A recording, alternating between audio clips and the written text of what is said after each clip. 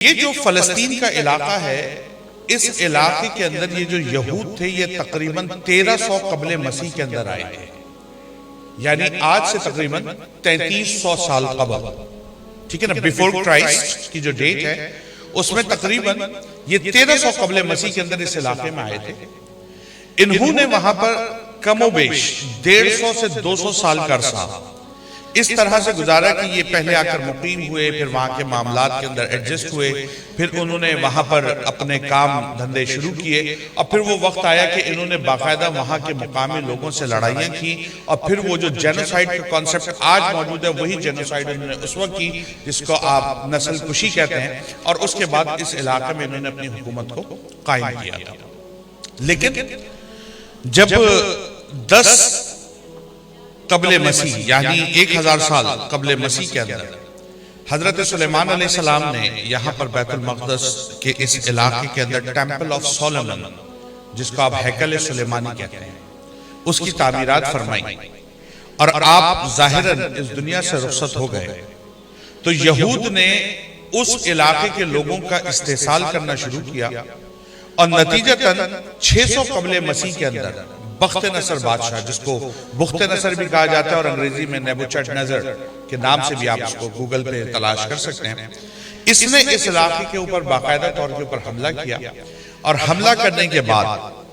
بیت المقدس کے اس علاقے میں جہاں ہیکل سلیمانی موجود تھا، وہاں ہیکل سلیمانی کے اندر جتنے ہیرے جواہرات سونا چاندی وہ لگائے گئے تھے حضرت سلیمان علیہ السلام نے بالخصوص اس کو لگوایا تھا، وہ سارے کے سارے اس نے وہاں سے لوٹے، اور تمام کا تمام مال لوٹ کر وہاں سے یہ چلا گیا، اور باقاعدہ طور پر اس علاقے کی، جس کو آپ اگر اردو کے اندر کہیں کہ اینٹ سے اینٹ بجا دی گئی، تو بالکل یہی معاملہ بخت نصر بادشاہ نے یہاں پر کیا تھا۔ یہود کو مارا گیا، ان کی اچھی طریقے سے پٹائی کی گئی، بہرحال وہ چلا گیا، اور یہود بھی وہاں سے روانہ ہو گئے، مختلف علاقوں کے اندر انہوں نے جا کے اپنی پناہوں کو لیا، اور اس کے بعد پھر وہ وقت آیا کہ جب ایرانی حکومت اس علاقے میں قائم ہوئی تو یہ یہودی لوٹ کر واپس آئے، اس علاقے میں دوبارہ آ کر آباد ہونا شروع ہوئے۔ اب ہوا کیا، جب یہ دوبارہ ادھر آئے تو انہوں نے پھر ایرانیوں کے ساتھ یہ سازشی کام شروع کیا، اور یہودیوں کے بارے میں بات مشہور ہے کہ ہمیشہ سازشی انداز میں آگے بڑھتے ہیں۔ ابھی ڈاکٹر اسماعیل بدیونی صاحب بھی اس حوالے سے گفتگو کر رہے تھے، انہوں نے وہی کام جب یہاں پر دوبارہ شروع کیے تو 70 عیسوی میں، اب آپ بیفور کرائسٹ سے آفٹر کرائسٹ پہ آگئے، یعنی اینو ڈومینی پیریڈ کے اندر آپ داخل ہو گئے، یہاں پر پھر یہودیوں نے جب ادھر معاملات کیے، جھگڑے کیے، فساد کیے، تو اب کی بار اس جگہ کے اوپر جو حکومت تھی جس کے اندر رومن امپائر بالخصوص شامل ہے، اب یہودیوں کی پٹائی انہوں نے کرنی شروع کی، اور 130 عیسوی کے اندر یہودیوں کو مکمل طور کے اوپر اس علاقے سے بے دخل کر دیا گیا۔ یہ جو ارض فلسطین ہے، اس علاقے کے اندر یہودی 130 عیسوی کے بعد موجود نہیں رہے تھے۔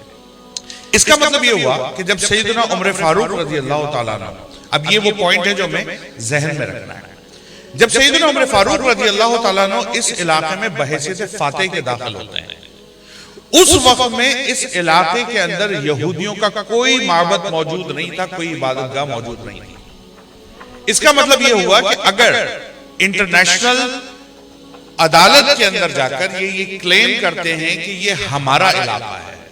اور یہ ہمارے آباء و اجداد کا علاقہ ہے اور مسلمان اس پر غاصب بن کر آئے ہیں، تو آپ کے علم میں یہ بات ہونی چاہیے کہ یہ بالکل تاریخی اعتبار سے ایک غلط بات ہے کہ جس وقت مسلمان یہاں پر داخل ہوتے ہیں اور بالخصوص سیدنا عمر فاروق رضی اللہ تعالیٰ عنہ یہاں پر آتے ہیں، اس وقت یہودیوں کی کوئی عبادت گاہ یہاں موجود نہیں تھی۔